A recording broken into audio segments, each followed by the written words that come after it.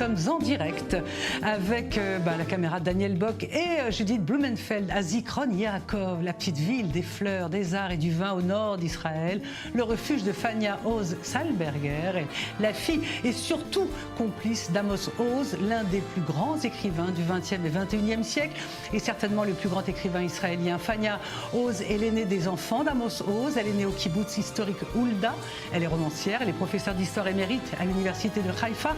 C'est une chance pour Culture de la recevoir. Depuis la mort de son père, Fania Oz n'a pas beaucoup parlé, ou disons qu'elle n'a pas beaucoup parlé de ce dont on va parler maintenant.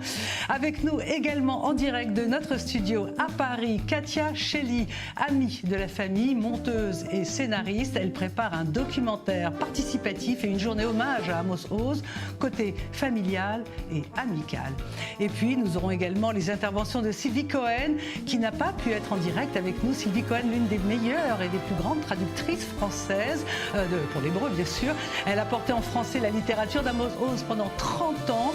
Et bien, puisque l'on parle aussi de traduction, merci à Michael Wall pour être nos voix dans cette émission spéciale et exclusive. Voilà.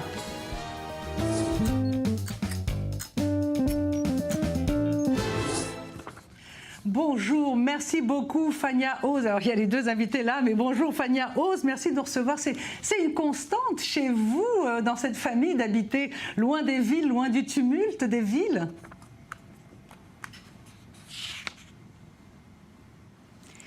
Yes, small towns are quite les beautiful, especially petites mine, villes sont particulièrement belles et c'est encore plus vrai de Zichron Yaakov. J'ai grandi dans un kibbutz à Hulda et donc j'aime la verdure et la nature. Cela fait partie effectivement de notre expérience familiale. Fania, déjà, merci, vraiment merci beaucoup. Votre papa est parti il y a 5 ans. Comment est-il encore présent dans votre vie, dans la vie de Fania, sa fille ? Oh, he's extremely present in my life. Il est très présent dans ma vie. Et je travaille, je m'occupe de son héritage, de ses livres, pas parce que je suis une femme d'affaires, mais parce que je voudrais voir sa postérité, ses idées, sa pensée politique perdurer pour les générations à venir. C'est magnifique, vous avez ces yeux, c'est saisissant. Vous avez dit dans la presse, Fania, que votre père était chaleureux, aimant et attentif. Est-ce qu'il vous laissait dans sa bibliothèque? Comment était la bibliothèque? Est-ce qu'il vous laissait, je ne sais pas moi, à voir le monde comme lui? Est-ce qu'il vous a appris à faire vos dissertations, vos corrections à l'école? I'm not sure he had to correct my essays at Je ne pense pas qu'il avait besoin de corriger mes dictées à l'école ou mes dissertations, mais nous vivions dans un tout petit appartement, dans un kibbutz, nous 4 et 5 ensuite quand Daniel est né. Tout l'appartement était empli de livres et dès mon plus jeune âge, j'avais le droit de jouer avec les livres, avant même de pouvoir les lire d'ailleurs. Nous parlions de toutes sortes d'idées ensemble et il me manque énormément. Sa chaleur, son amour pour nous et aussi son amour des livres. Et c'est quelque chose qui a été un fil pendant toute sa vie. Alors c'est une question un peu bourgeoise de ma part. Effectivement, j'imagine un appartement, mais c'est vrai que vous étiez à Hulda dans ce kibbutz. Est-ce que vous êtes une famille laïque, est-ce que vous avez des souvenirs de vie au kibbutz, ce kibbutz où lui est entré, il avait 15 ans, où vous êtes né d'ailleurs. Est-ce que vous avez des souvenirs de ce kibbutz?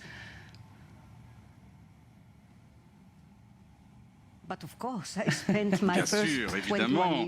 J'ai passé 21 ans au kibbutz de Hulda, si on exclut mes 2 années de service militaire. Hulda était un kibbutz qui m'a permis de comprendre comment mon père a écrit les romans qu'il a écrits sur les kibbutz. C'était à la fois l'endroit le plus simple et le plus complexe. Il y avait tant de choses, il y avait de l'agriculture, mais aussi de l'idéologie, de l'éducation et aussi une dynamique sociale, des gens avec des personnalités très forts, des hommes, des femmes, et certains d'entre eux eh bien, sont entrés d'une manière ou d'une autre dans les livres de mon père, et c'est une expérience évidemment que je n'oublierai jamais. Je ne savais pas à l'époque que c'était une expérience différente. J'ai grandi dans un kibbutz et non pas dans une ville, c'était ainsi. C'est magnifique. Alors, dans les grandes magies que I24 est capable de faire, on vous laisse 2 secondes à Zikron et on va maintenant parler à Katia Shely qui est monteuse et réalisatrice. Vous êtes en train de préparer un doc participatif qui est titré « Le garçon qui voulait être un livre ». Vous avez rencontré Katia Shely à Amos Oz. D'ailleurs, vous lui consacrez le 8 juin une journée spéciale. Je propose qu'on regarde un petit bout du film que vous préparez, si vous voulez bien, Katia, parce que vous êtes en direct à Paris, et vous, Fania, vous êtes à Zikron Yaakov en Israël. Et je vous pose une question juste après, Katia.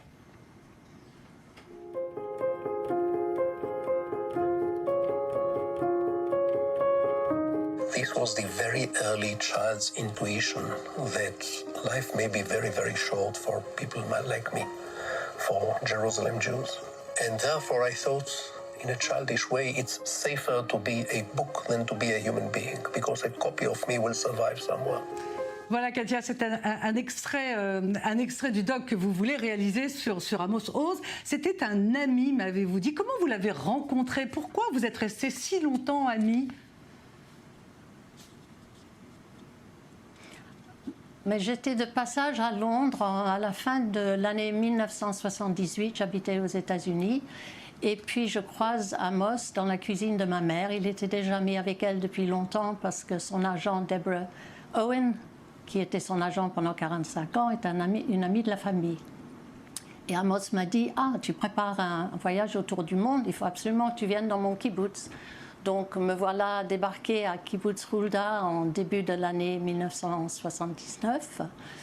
Et je devais y passer que 2 mois et je suis tombée amoureuse de cet endroit et avoir le contact avec cet homme tellement extraordinaire à tous les niveaux.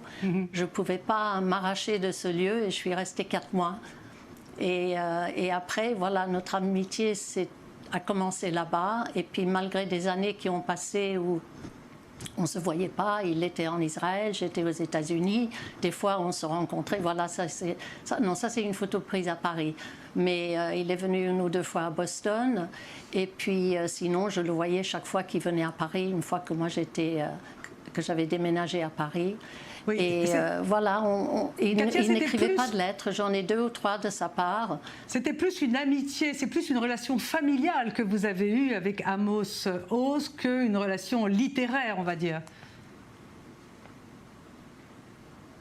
Ah, mais absolument. En fait, Amos même, il ne me posait jamais de questions sur ce que je pensais de ses livres. C'était toujours « Katia, comment ça va? Comment vont tes enfants? Comment va ton mari? Qu'est-ce que tu fais ?»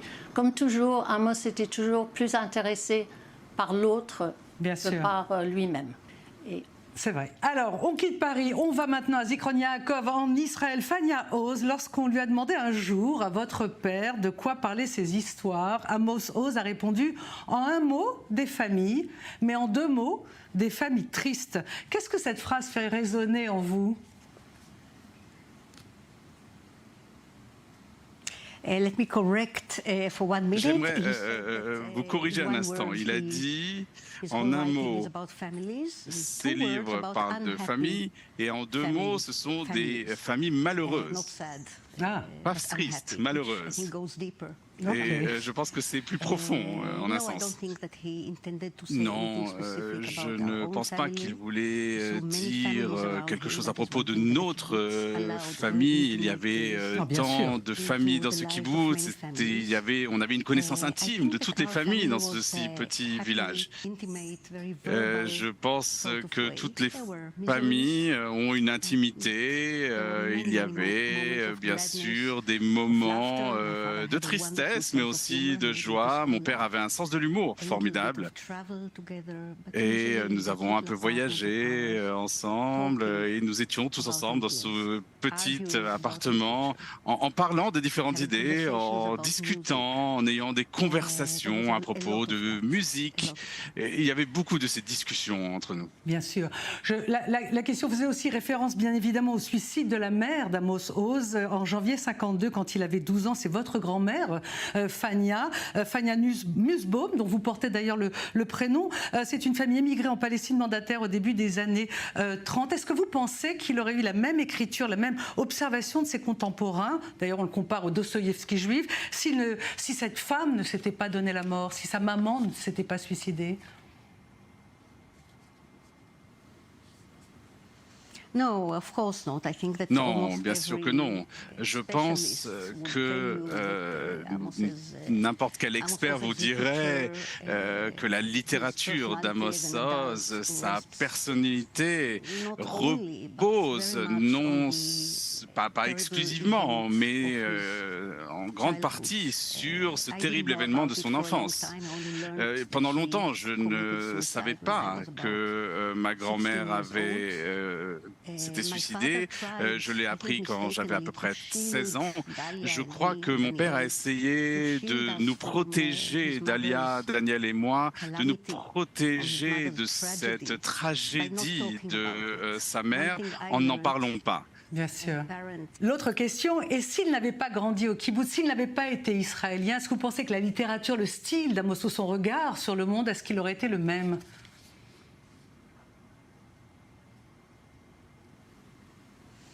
Je pense que c'est vrai pour n'importe quel être humain. Si quelqu'un était né ailleurs, avait grandi ailleurs, avait été formé par une autre langue, nous sommes formés par notre langue, par les gens qui nous entourent.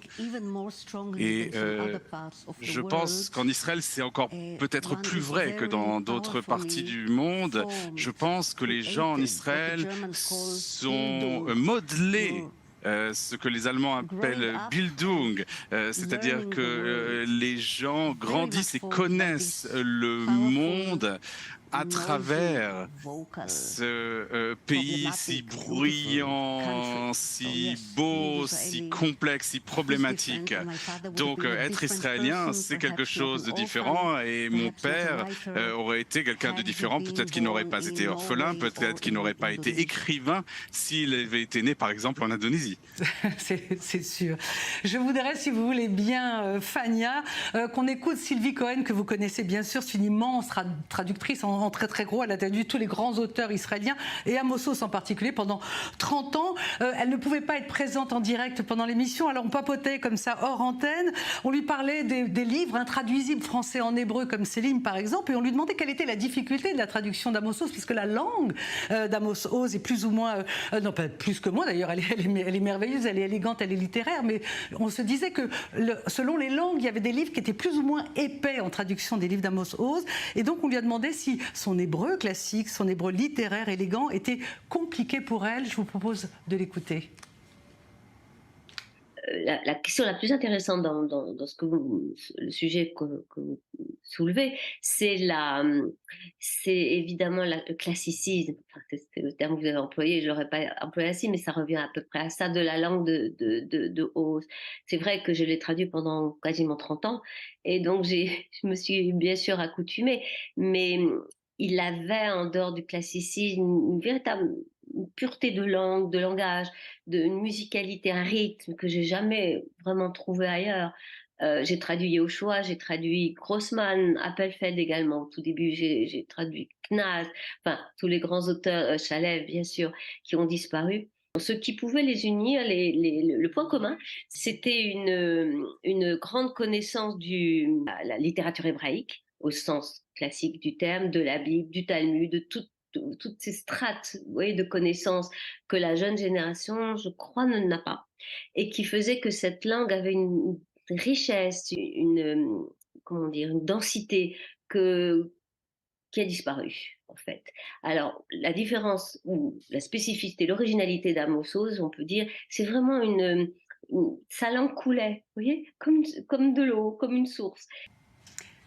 Fania Oz, voilà, on vient d'écouter Sylvie Cohen. Cette langue de votre père, comment, avec le recul, comment pouvez-vous l'expliquer? Comment pouvez-vous, par exemple, voilà, la différence entre La Boîte Noire, qui était un roman éminemment sadique, entre Seule la mer, qui était un roman en vers, comment pouvez-vous analyser avec le recul l'organisation de la littérature de votre père, le rythme de la littérature de votre père?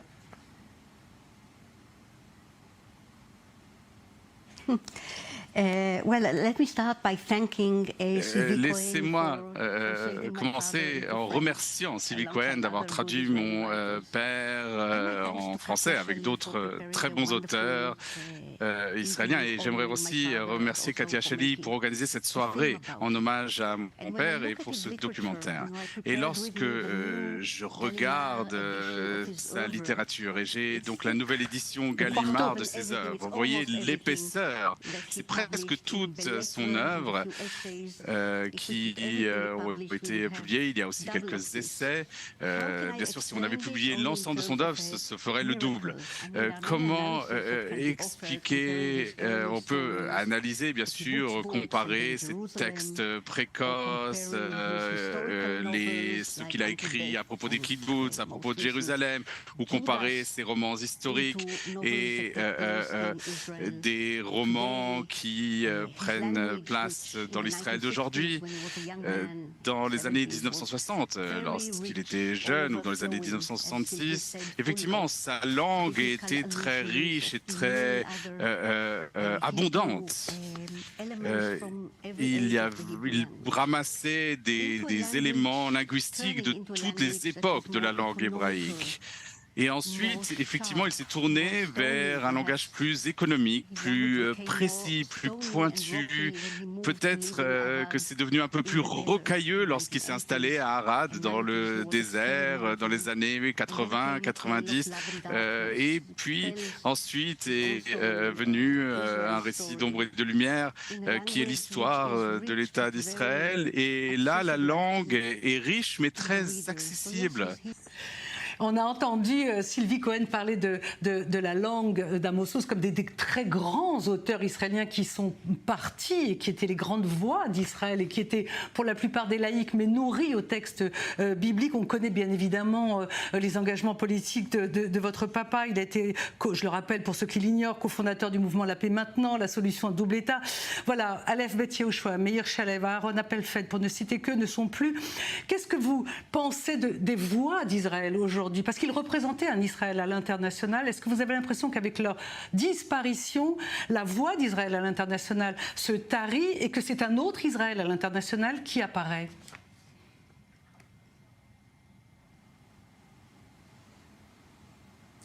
Tout d'abord, les jeunes auteurs, je dirais des gens comme Edgar Shalev, Otsuya Shalev, ou même la plus jeune génération, certains sont des amis, il y en a d'autres que j'admire, n'ont pas une voix nationale comme pouvait l'avoir Yehoshua, mon père, ou David Grossman, qui est encore parmi nous. Dieu merci. Mais les jeunes ne parlent pas au nom de leur pays ou au nom de leur génération. Aujourd'hui, la littérature est plus individualiste, et ça n'est pas vrai que pour Israël.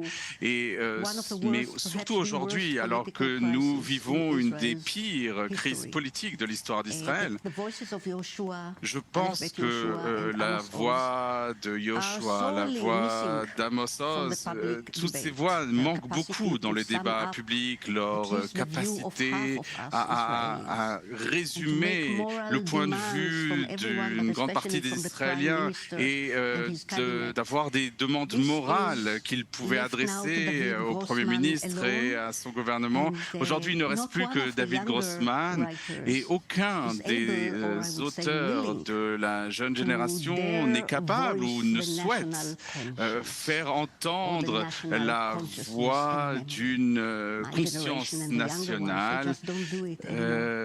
Vous savez, ma génération et la jeune génération, ils ne le font plus tout simplement. Et de Carqueret quand même, si, un petit peu. Il a alpagué plusieurs fois le Premier ministre Netanyahou. Je voudrais qu'on écoute, Fania, si vous voulez, encore une fois, Sylvie Cohen sur l'aspect politique des ouvrages d'Amos Oz. Donc on connaît sa littérature, on sait qu'il a écrit des tas de livres politiques. Et donc je me demandais si c'était la même traduction. On l'écoute, si vous voulez bien. Oui, très différent. D'ailleurs, lui-même me disait, à chaque fois qu'il venait, il le disait, enfin presque à chaque fois, qu'il avait 2 crayons sur sa table, 2 stylos, un rouge et un bleu, et qu'il écrivait, enfin ça voulait dire, quand il était très en colère contre le gouvernement, il prenait, je ne sais plus si c'était le rouge ou le bleu, peu importe, et il écrivait justement des textes extrêmement polémique, politique, pour s'insurger contre la politique du gouvernement avec laquelle il n'était pas d'accord. Et autrement, quand il était plus apaisé, il prenait l'autre stylo et il écrivait son œuvre. Non, là, il n'y avait pas... Il y avait toujours quand même le même style, puisque on ne pouvait pas changer ça, mais non, là, la difficulté était que moi, je n'habite pas en Israël, je ne vis pas là-bas, et j'ai du mal à prendre position sur tel ou tel aspect de la politique israélienne, parce que je n'y vis pas, et que lui, évidemment, par définition, prenait position. Donc j'avais un peu de mal je ne suis pas journaliste non plus, ni chroniqueuse, donc là oui j'ai du mal parce que c'est pas du tout quand même, c'est pas le même langage, c'est pas le même lexique, et surtout là justement c'est le contraire, on ne peut pas changer un mot puisque c'est évidemment pas de la fiction, donc les termes ne sont pas interchangeables.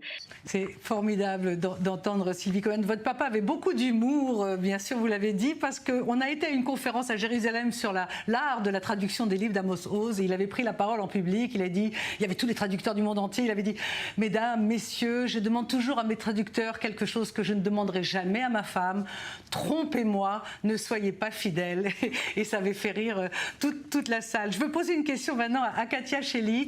Donc vous préparez cette grande journée hommage à Amos Oz, vous préparez ce documentaire. De quoi ça va être nourri, puisque ce n'est pas un documentaire littéraire, m'avez-vous dit? Tout d'abord, l'événement, c'est le 8 juin. C'est un événement à laquelle Fania va participer. Bien sûr. Il y aura un panel de discussion, il y aura des interventions de vidéos de personnes comme Costa Gavras, de Ruby Namdar, pardon, de Valérie Zenati. Le colloque, mais je parle Ensuite, du doc. je suis en train de développer un film. Pardon, je suis en train de développer un film documentaire dont j'avais parlé à Amos l'année avant sa mort. Il ne voulait plus de film, il ne voulait plus participer à un film sur lui. Il y en avait eu tellement. Et puis, moi, je lui ai dit, est-ce que moi, je peux faire un film? Et là, il m'a dit oui. Pour toi, Katia, je dis oui. Et je lui ai promis que ce serait un film complètement voué à sa littérature, parce que c'était sa plus grande passion. Et voilà, ça va être un hommage personnel de ma part, et puis ça va être pour moi une quête d'approfondir ma propre connaissance de sa littérature, puisqu'on ne discutait jamais de ses livres. Voilà, mais c'est ça qui est très beau. Alors, pour que les gens qui ne le connaissent pas le découvre, la nouvelle génération. On a bientôt fini, donc je me retourne, pardon, Katia Shelley, merci beaucoup, vers Fania. Juste une toute dernière question. Cette littérature, cette écriture d'Amos Oz a été compatible avec le cinéma. On trouve que justement les adaptations au cinéma sont moyennes. Est-ce que vous trouvez que le texte d'Amos Oz est comment dire, cinéma compatible?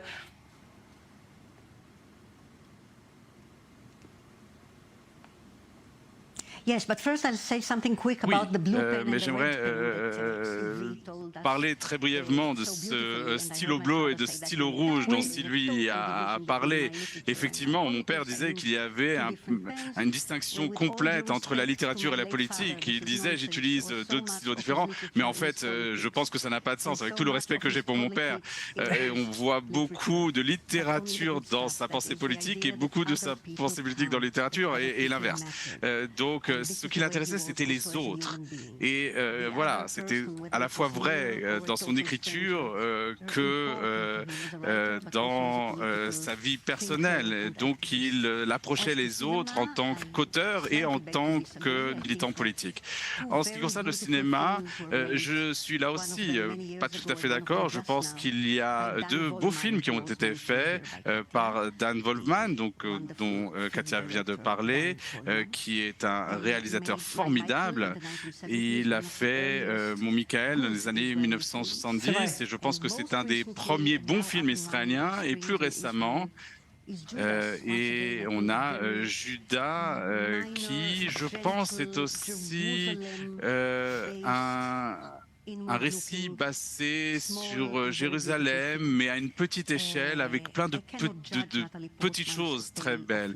Et c'est quelque chose que j'aimerais dire d'ailleurs aux réalisateurs, qu'il faut intégrer l'humour de mon père. Je voudrais le dire d'ailleurs à tous les chercheurs qui s'intéressent à l'œuvre de mon père.